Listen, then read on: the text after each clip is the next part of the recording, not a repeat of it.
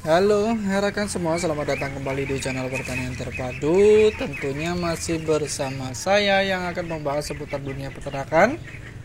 Khususnya kali ini adalah peternakan entok. Nah rekan semua, beberapa kesempatan yang lalu saya mendapatkan pertanyaan yang cukup penting menurut saya.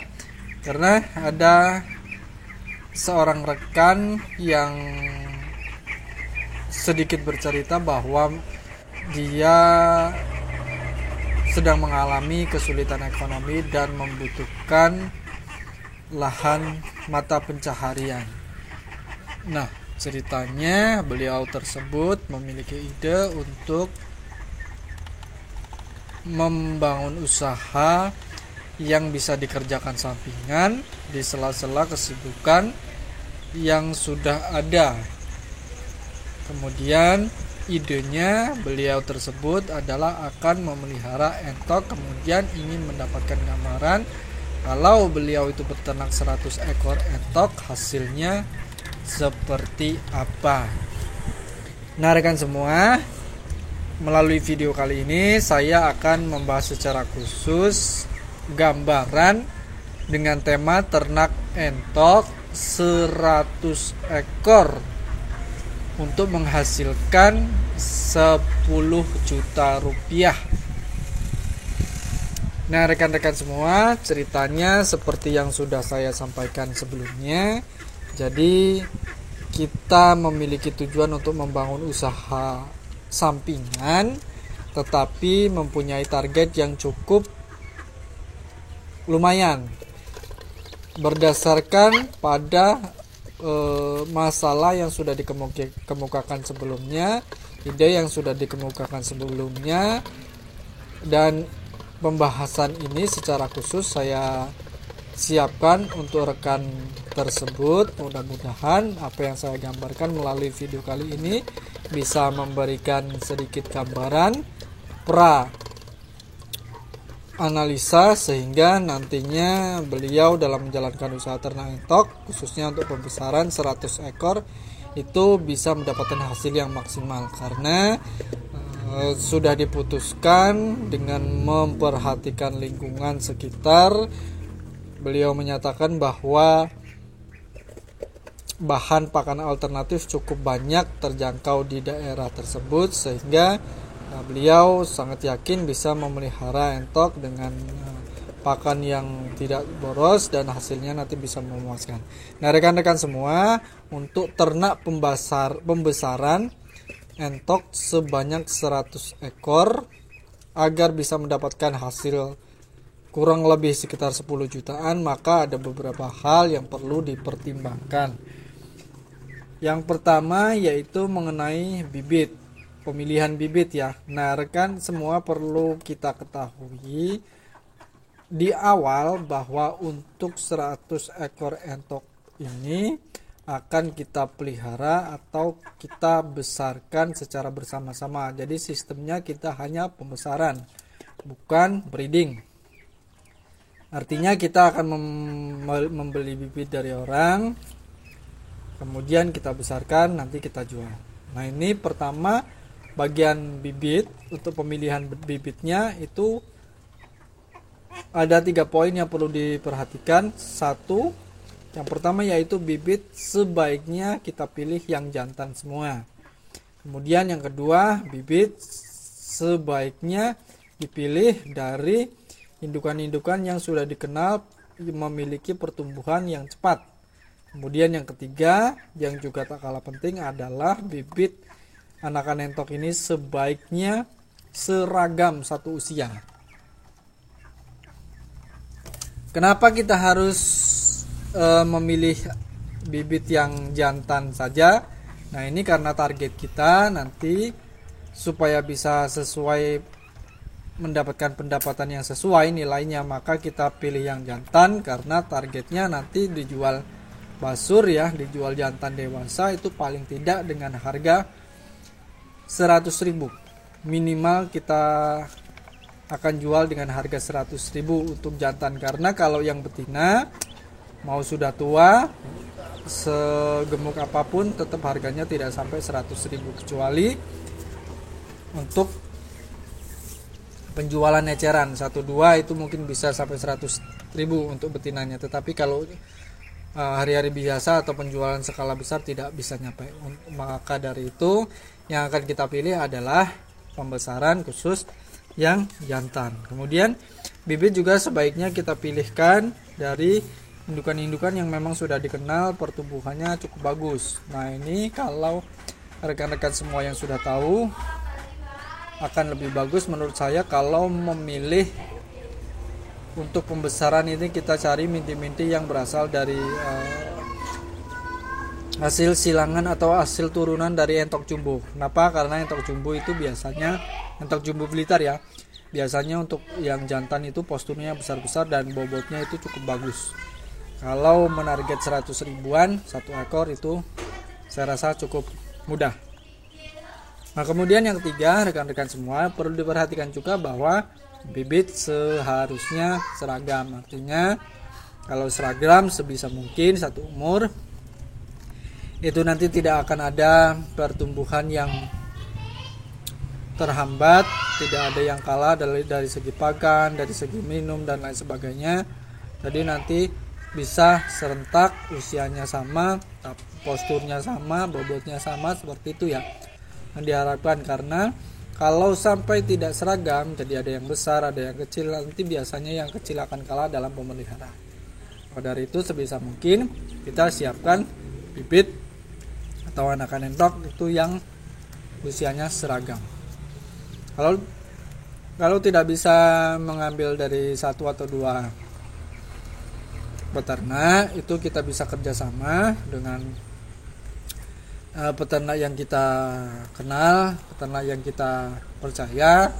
Kita bisa kerjasama MOU, misalnya kita pesan 100 ekor anakan entok bulan sekian misalnya, indukannya dipilih, pokoknya harusnya kriterianya indukannya seperti ini. Nah, itu bisa, dengan begitu nanti bisa seragam usianya. Nah, rekan-rekan semua, selain dalam pemilihan bibit untuk mendapatkan hasil yang maksimal, kita juga perlu memperhatikan masalah pemeliharaan. Pemeliharaan ini tentu saja tidak bisa asal-asalan, harus juga terencana dengan baik, sehingga nanti apa yang sudah kita ambil, apa yang sudah kita beli bisa kita besarkan, bisa kita pelihara dengan baik, sehingga nanti hasilnya juga cukup memuaskan. Untuk pemeliharaan ini perlu digarisbawahi, perlu dicatat beberapa hal, yaitu pertama mengenai pakan. Khusus untuk anakannya kita menggunakan pakan fur, kalau bisa full. Paling tidak untuk usia bulan pertama itu pakai full pakan pabrikan, sehingga nanti entok-entok kita itu pertumbuhannya bisa maksimal dan memiliki bahan untuk pembentukan postur yang cukup bagus. Jadi nanti yang jantan itu bisa benar-benar besar-besar seperti itu ya. Kalau udah mempunyai tulangan yang besar-besar seperti itu, nanti ke depannya kalau posturnya sudah bagus, nanti dari segi bobot itu sudah sangat gampang lah, itu tidak perlu ditarget juga, nanti biasanya akan mengikuti karena badan yang besar. Kemudian untuk pembesarannya kita bisa menggunakan pakan campuran ya, sudah tidak menggunakan full pakan pabrikan tetapi pakan campuran. Namun kita usahakan untuk pakan utamanya adalah tetap pakan pabrikan. Jadi ya kita bisa sesuaikan nanti ya, sesuaikan sama anggaran, kemudian sesuaikan sama target panennya nanti bulannya berapa bulan seperti itu ya. Tetapi kalau bisa bahan utamanya yang kita pakai adalah pakan pabrikan, sehingga pertumbuhan tetap bisa tercover ya sesuai target. Kemudian modal juga bisa kita sesuaikan. Nah, yang tak kalah penting dalam pemeliharaan juga perlu diingat, karena kita memelihara cukup banyak. Jadi lokasinya, kandangnya juga itu harus disesuaikan, kapasitasnya harus sesuai untuk 100 ekor entok pembesaran ya. Jangan sampai lokasinya terlalu sempit. Kemudian hindari juga stres, terutama untuk menghindari kanibalisme. 100 ekor entok itu kalau manajemen pakannya tidak bagus, itu manajemen perawatannya tidak bagus, biasanya sangat rawan kanibalisme. Kanibalisme ini adalah situasi di mana entok-entok akan saling makan bulu-bulunya, merusak bulu-bulu entok lain.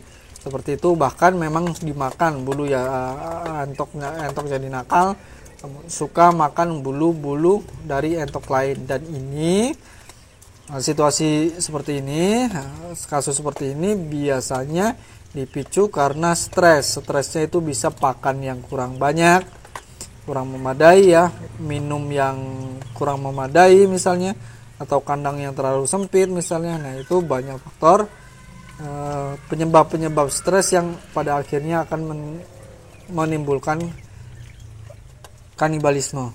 Nah, ini ya. Nah, rekan-rekan semua, itu tadi dari segi pemeliharaan, paling tidak beberapa hal tersebut patut dicatat dan campan baik-baik sehingga kita bisa memelihara dengan sebaik-baiknya. Perlu diingat juga bahwa untuk pakan dan minum itu kalau bisa benar-benar teratur, jangan ada perubahan. Pakan juga tidak boleh berubah-ubah, kemudian jam pemberian pakan juga tidak boleh berubah-ubah. Tempat pakan juga harus disesuaikan banyaknya sehingga entok yang kita pelihara itu tidak berebut. Waktu makan itu tidak berebut, jadi semua kebagian, tidak ada yang kekurangan pakan, tidak ada yang kekurangan minum. Nah, kemudian panen. Nah, ini berkaitan dengan panen dan jual, rekan semua. Perlu dicatat juga, perlu kita catat bahwa untuk pembesaran 100 ekor entok, khususnya yang sudah kita pilih yang jantan semua ini, kalau bisa panennya itu ditarget. Berapa bulan itu sebaiknya diperhitungkan. Misalnya untuk panen basur ya, harga 100 ribuan itu mungkin di usia 6 bulanan atau 8 bulanan. Nah, itu tergantung perawatan ya, tergantung pemeliharaan, pakan dan lain sebagainya itu. Nah, itu di awal ditentukan terlebih dahulu, kemudian baru kita nanti sesuaikan peracikan pakannya seperti apa. Semakin lama usia panennya ya, tentu pakannya bisa semakin irit. Kalau ditarget mau cepat panen, tentu pakannya harus disesuaikan supaya bobotnya bisa cepat tercapai. Kemudian dari segi usia juga cepat tercapai ke cover. Misalnya ya, usia dewasa kalau entok itu misalnya usia 6 bulan. 6 bulan sudah mempunyai postur-postur dewasa. Nah, itu tinggal nanti bisa dilihat aja bobotnya seberapa, apakah sudah masuk atau belum. Baru itu bisa kita jual. Nah, itu untuk planning panen ya. Kemudian untuk penjualannya, penjualan juga karena kita banyak, ini 100 ekor ya. Usahakan di awal juga sudah ditetapkan penjualannya mau seperti apa. Kalau kita ecer, ya kalau kita jual ecer satu persatu, itu mungkin kita bisa dapatkan nilai di atas 10 juta. Tapi dalam waktu yang lama dan ada resiko tidak terjual semua. Tuh. Nah, untuk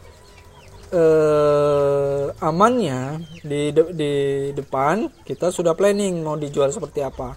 Kalau bisa kita udah komitmen juga, kalau bisa sudah ada kerjasama dengan penampung, misalnya ada saudara siapa di daerah perkotaan mungkin yang bisa langsung nanti bakalan bisa langsung dijadikan pelemparan untuk penjualannya, seperti itu akan lebih baik karena ini banyak 100 ekor itu ya banyak, yaitu kalau 100 ribuan aja kan sudah segitu, 100 kali 100 paling tidak kita udah 10 juta. Nah, itu bukan uang sedikit kalau di dunia peternakan, apalagi tradisional seperti itu. Makanya kalau bisa rencana pemasarannya juga itu sudah ditentukan di depan, jadi nantinya tidak akan repot. Nah, seperti itu. Syukur-syukur sudah ada MOU kerjasama dengan pihak lain yang penyalur. Begitu ada stok barang, momennya tepat, langsung bisa dikirim atau langsung bisa dijemput. Nah, harganya pun sudah sesuai. Nah, itu ya rekan-rekan semua ya. Jadi untuk ternak 100 ekor entok pembesaran dengan target hasil 10 juta sekali panen. Nah, rekan-rekan semua, dari sekian banyak pemaparan tadi, saya juga yang terakhir ini mengingatkan juga bahwa untuk menjalankan ternak entok 100 ekor pembesaran ini juga perlu diperhatikan nanti waktu panennya seperti apa, masa panennya apakah sesuai dengan waktu-waktu di mana entok itu dibutuhkan. Artinya momennya kalau bisa tepat. Nah, ini saya contohkan saja sekaligus ya. Kalau momen-momen sekarang ini di bulan-bulan Agustus September ini agak-agak masih cenderung ramai sepi standar ya. Kebutuhan entok itu biasanya standar kalau di musim-musim seperti ini. Biasanya kebutuhan entok akan tinggi itu di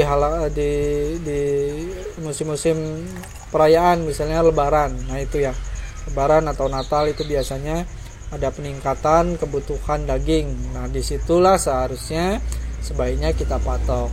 Dan jangan lupa juga kalau bisa, kalau ingin dalam skala yang lebih besar mungkin ya, untuk 100 ekor ini cukup besar, jadi sebaiknya ditelaah lebih dalam terlebih dahulu, atau bila perlu dilakukan uji coba terlebih dahulu, sehingga nanti kalau ada apa-apa kita bisa antisipasi.